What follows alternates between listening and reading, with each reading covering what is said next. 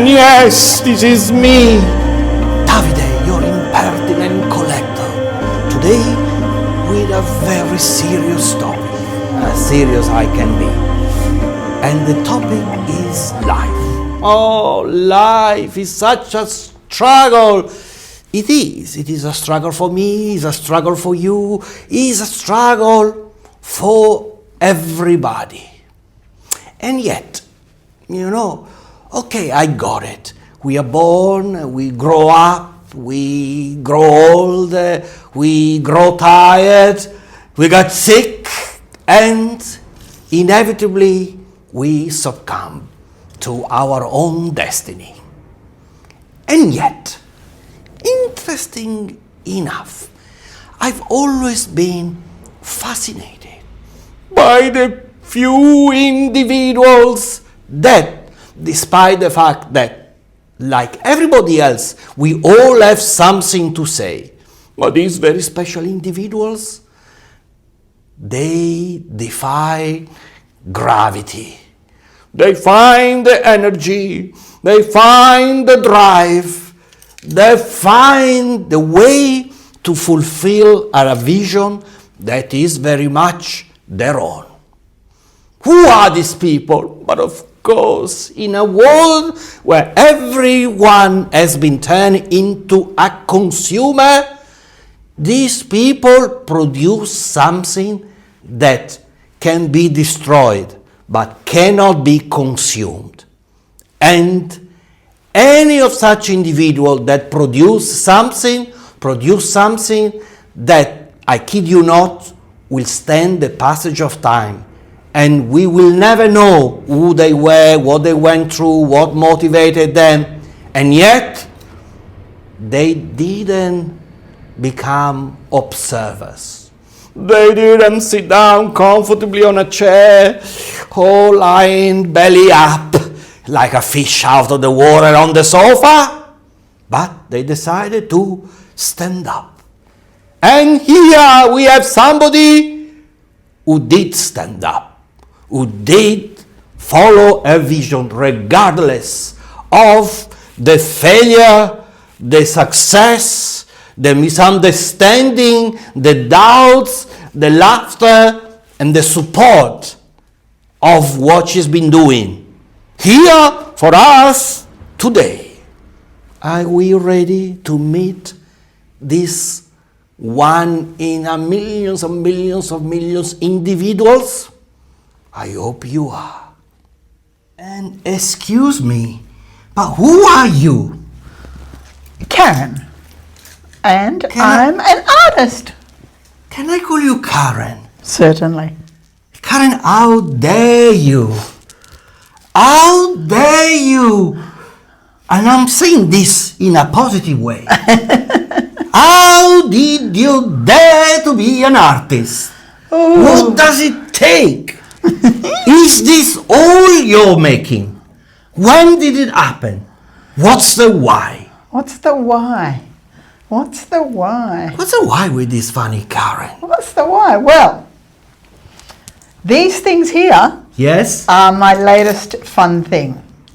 I've always really loved collage, multimedia, assemblage.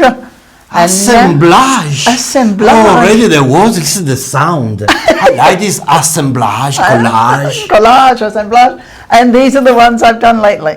And Wow. the reason they look the way they do Yes. is because what I can find. So I'm a bit of a Scavenger. a prospector. A prospector. You see this. A paper prospector. You see these artists. How vulgar of me to call them scavenger. They call themselves prospector. They put me to shame. A paper prospector. You know? Yes, because our dear Karen goes by the name of, Queen of paper. and indeed, she is a queen of paper. And a friend of mine brought me to a gallery, and I said, like, my God, this stuff is good. It's good because I like it. And it's good even if you detest it deep down. But yes, there is these things that is the respect for the artist. The respect is a bit formal. I'm in awe of these people. I live on the sofa, on a chair in front of the computer with my phone in my hands. And what is the prospector of the Queen of Cards? What does she do? Lots of cutting. Lots and lots of cutting with lots of different scissors. But you think, Karen, as I went through your collage, I was fascinated. There is a lot of classical references. There is this theme with the cards. Is life like about gambling? Is life about making the most of the cards that you have been given? Yes, but it's also about the randomness of life. You know, life is random. You never quite know what you're going to get. And now I'm a player.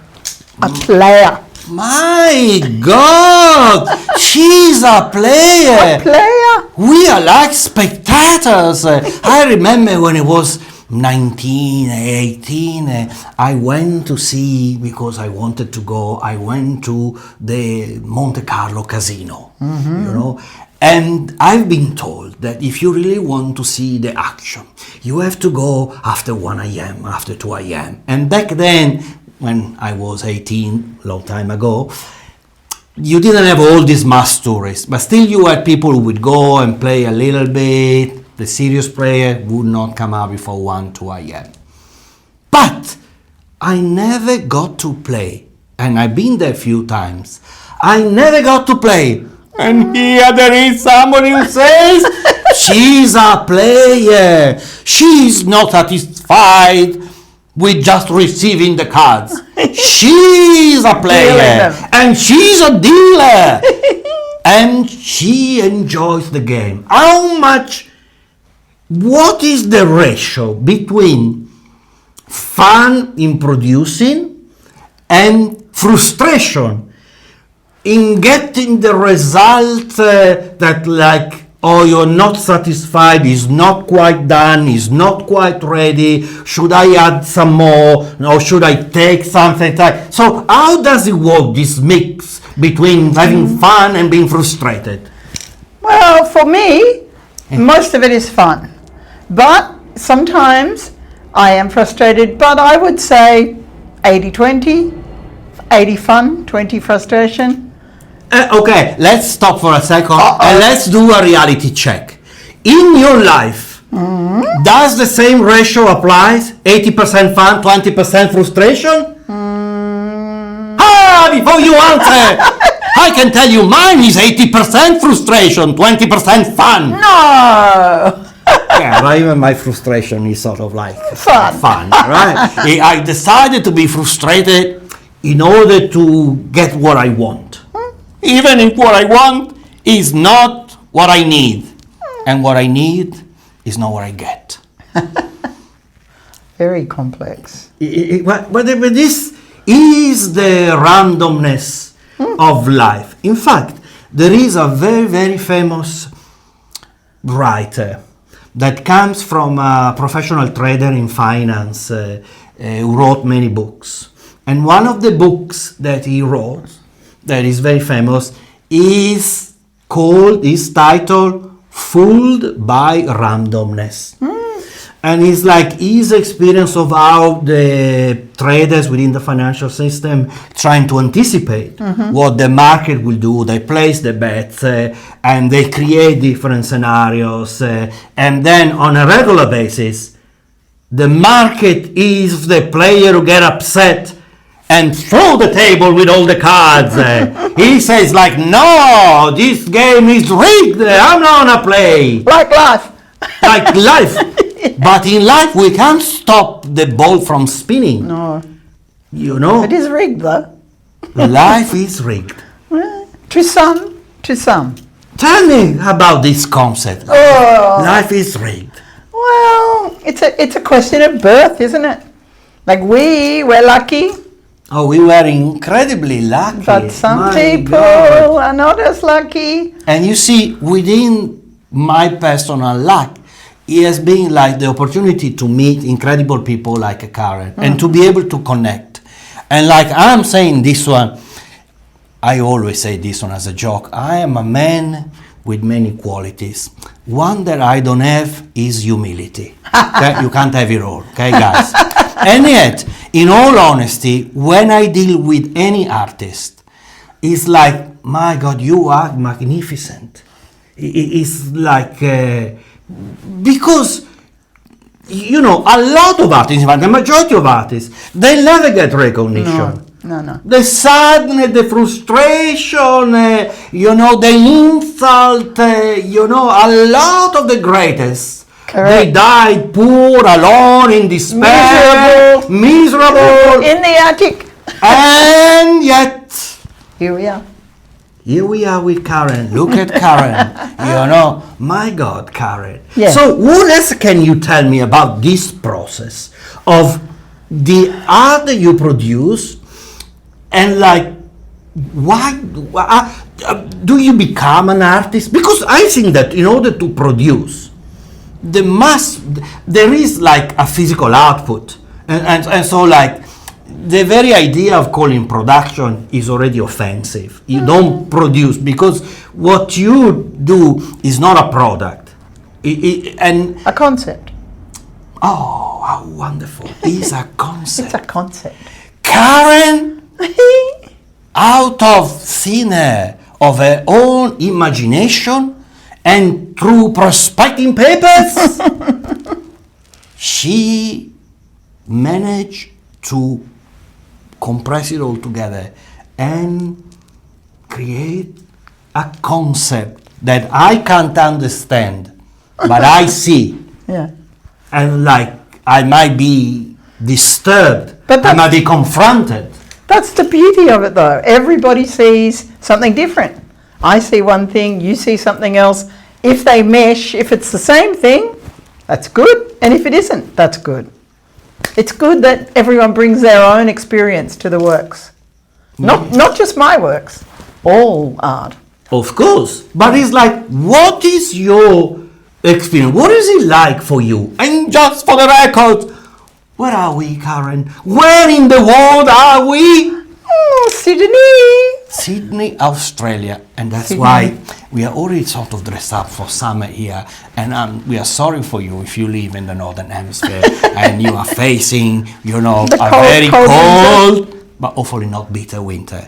We are ready to drink our rosé. You know, Karen was in fact already apologetic that she forgot to bring the wine to keep it in the fridge, right?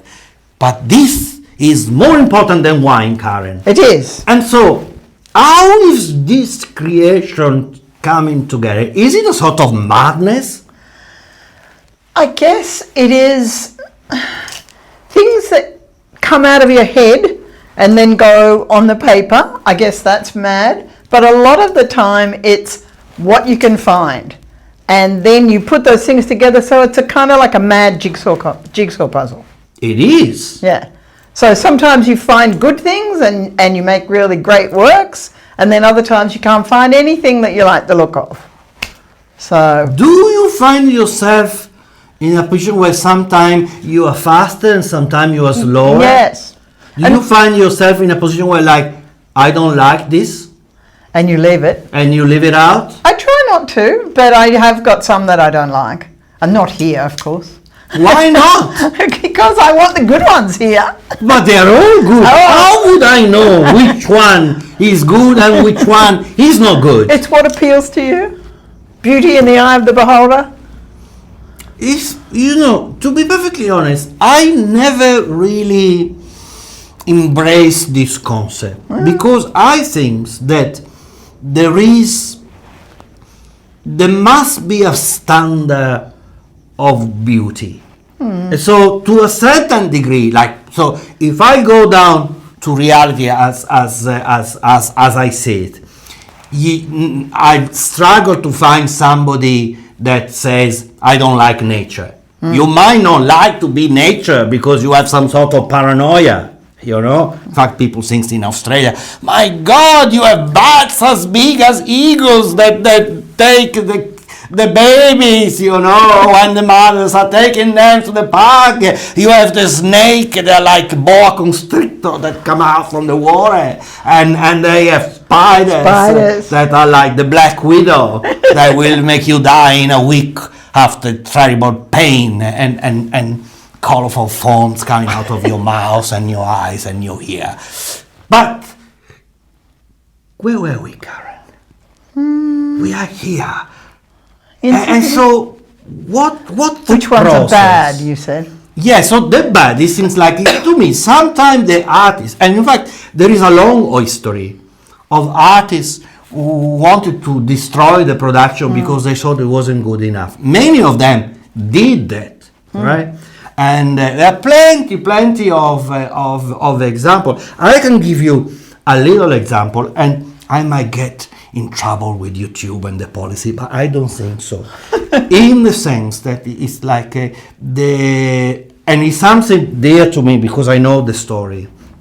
James Joyce had a very strong and powerful relationship with his wife Nora, and he exchanged really graphic, pornographic letters way ahead of his time. Mozart was another one that he was like what in Italian we call sporcaccione, from being a pork, you know. So, but like the James Joyce Foundation has now bought this letter, and they are no longer in circulation because they feel that it will tint his image of Joyce, the fabulous artist, and so on. So sometimes I say we, how presumptuous of me. The artists decide something is not good enough and they take it out. And it goes back thousands of years. In fact, Virgil himself wanted to have all his book to be destroyed. And as for our dear friend James Joyce, there was a good friend of my great-grandfather who was a painter himself. Oh, I didn't tell you that, Karen. No, I didn't. So he was a famous painter. He was very close to James Joyce. And when the Ulysses has been printed, he had very little money to print it. He printed by himself. And like few people got this like 12 or 14 or 15 copies printed by him. And we believe that our great-grandfather, he was a recipient of one of those copies. Then now almost millions of dollars. One time I have to work. Where is it? Okay, long gone. But he himself wrote a letter to my great-grandfather that is now part of the collection of the James and Nora Joyce Foundation, in which he himself says that he is extremely doubtful about the quality of the Ulysses. Yeah. And he says like, I think that the only use for such a book, because it's a big book, like is to be used as a paperweight. And here we are with Queen of Paper! Whoa! My God, Karen! I could tear it up and use it in a work. Wow, that's fabulous. So that is what we have here, and I could really spend so much time to know, and you know, in a social context. Even when I was here, I said like, oh, you are married, you have children, what have you been doing? Oh, I'm interested to know what she was doing. And she was doing an interesting job because it was like, you are an art teacher, right? Yes, I was. So, okay, that's already a big plus, right? Correct. So, how old were your students? High school. So, give me a range. 13 to 18. 18. And they'll have to produce something. So yeah. How does it work? It's like in Italy, for instance, we study the history of art, but very rarely we'd have to produce. And producing art, especially for me, but for many students, it was like the most horrendous experience where you will be ridiculized in front of everybody. Sometimes they'll have to give you something that you have to copy. Sometimes you have to produce your own stuff. Yep. And like mine was absolutely garbage. But it's not only there was garbage because it was garbage. I would sit down there trying to, I had all the colors, I had all the expensive things. I even saw that buying the expensive paper would help me to produce. What a fool. You know, I couldn't come up with any ideas, right? And then I would go in a class and see people. I said like, my God.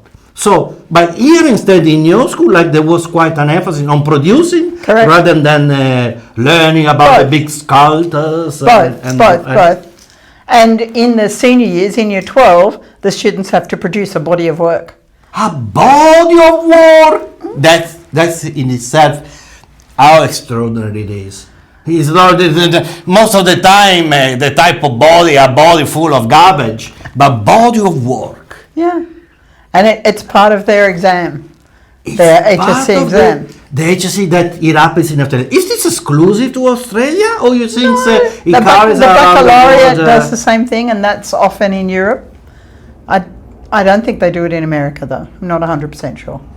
We're not going to say bad things about you Americans that are visiting. We love you regardless, okay? So, and I can't be controversial on that topic because I already got in trouble. But you say the wrong things, That's you it. know? And it's like, the algorithm penalize you. Oh no, it's terrible. There are a couple of videos you might want to go, and I use this as a medium to interact with the people I like. Most of the time, I interact with the person that I like the most, that is myself, because I'm a massive egocentric, an egomaniac. Luckily. You know, and yet, you, Karen, need to be equally an egomaniac, an egocentric. Somebody says like, you know what? I want to do something. I want to do my own things. I want to find a way. Mm-hmm. Now, did you find your way, or you think that as an artist, in reality, you are in a journey that you don't know how long it's gonna last, but there is an evolution, obviously. So where do you see yourself in your evolution? Meaning, is there a moment when you envision saying like, you know what? I don't want to do collage anymore. I'm done with collage. Now I want to do oil painting. Now I want to do, because you must have experimented, right? Yeah. I actually really like collage, but I think I could try other things as well. I've always been interested in mixed media. So, like I said, assemblage, you know. No, don't call it assemblage. Assemblage is like me with a chair from IKEA that will fall, you know, as soon as somebody over 35 kilos sits on it, you know. Yes. So I think the next step for me will be doing more three-dimensional collages with bits of stuff on them. But in your artwork here, Yeah. even if it's bi-dimensional, it's like, it feels very three-dimensional. Yes, luckily, because I'm interested in layers and patterning. So I always like to put layer upon layer upon layer, like a Danish. You know, the eating. Wow. A collage Danish. A collage Danish. I don't know. Personally, I prefer the croissant, but in the croissant, you have the lamination. Yeah. That is the technical term, right? When you do, Croissant. and you know, it's quite interesting because Queen of Paper, to do the proper croissant, you need to do the puff pastry. And the puff pastry, you have this book technique. When you get like a rectangular, then you fold the rectangular, and then you close it, and you roll it and roll it. This impertinent collector knows his food more than he knows his art. And even if there is a lot for me to discover in food, and especially in trying to replicate and cook and doing it, it's like there is something I can do. But art is unbelievable. This woman has done a service for the whole of humanity. And it sounds like, oh, come on, please, now you and like now humanity. No. This is absolutely true. What have you been doing lately with your life? You know, Karen stood up and said, I can do this. And she put how many were here? How many of this collage are here? 37? 37. Is there a reason why we go down to this number? No. Random. 30. Random. I was already going to like 77. Let me do a permutation. 7 by 3. You know, 7 plus 3. I had more, but 37 is what fits in the gallery. Now, I notice in many, not all of them, there are cards. Are you a card player? No, not a card player, but I like them as a signature. When I started doing this unit, I started with the idea of Alice in Wonderland. Oh! There's one here with the cards. Oh my God, of course! And so Alice in Wonderland, how could I miss it? You know, silly me, because this is a very famous illustration, right? Yeah. And it's like, I like the combination, and I couldn't get it. And then I can see now the rabbit. Yeah. Oh, and the cards. And the cards. And so I obviously. started putting the cards in, and I thought, oh, I like that. I like the random but organised nature. Like the playing cards are very organised. You know, they have to have the proper suits on them, and so on and so on. How interesting. And yet, they are shuffled, Yeah. like live shuffling, and we have been given the cards. So they go from being very ordinary to being very randomly. Yeah. And so I decided that will be my signature. And in the start, I just put whole cards in, but towards the later pieces, I'd started to hide them in the works, and people had to find them. So tiny little bits. And now, Karen, let me ask you, when you create something, a concept materialized in a physical item that is one of these piece of art, do they have a name? Oh, yeah. Do you? Oh, you name them. Of course. They're like babies. They are like babies. So how do you remember the names? So do you remember the name of this one? Yes, this one's French, and it's called Le Petit Minou, which means the little pussy. Oh, the petit minou. French, they're never vulgar, even when they have, you know, these things. Wow. And this one here?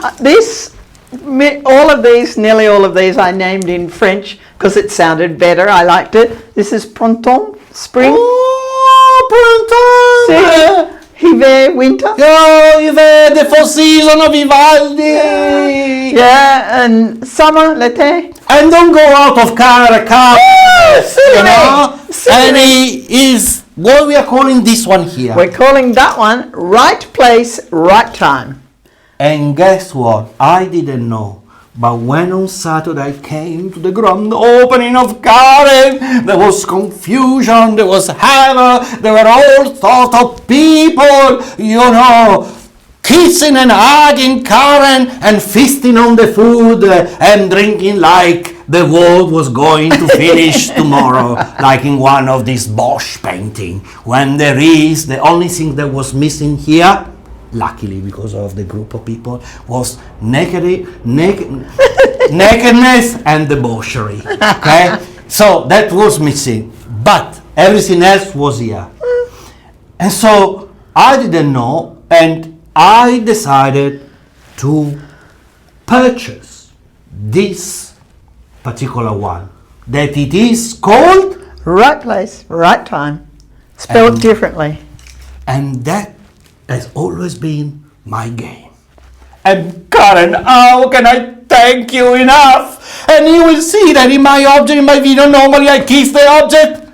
Today, I can't kiss the body of work. I can kiss the body. Oh, absolutely wonderful. Now, just for the record, I will put, you will have seen all the description and the item, there is like a link in the description.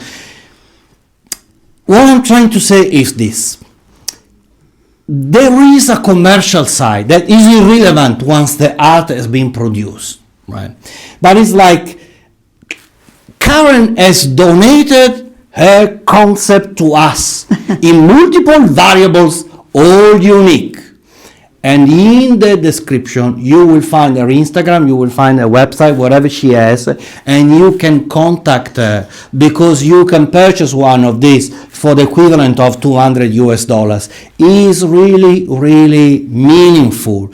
And it's not like a jest of like saying like, oh, I'll do it. It's like, if you can, you know, I like to say, I can't, I'm in debt, you know. And yet, it is when you are in debt that you can't say no to art. And so, if you can, if anything you see, anything you like to see, send an email to Queen of Paper. The email is in the description, and ask if any of these are available. It's been a very successful exhibition. It has. But there's still some left. There's still some left, and most importantly, there is Karen left. And she will create some more. Oh, Karen! On behalf of the public of the Entertainment Collector, you are magnificent.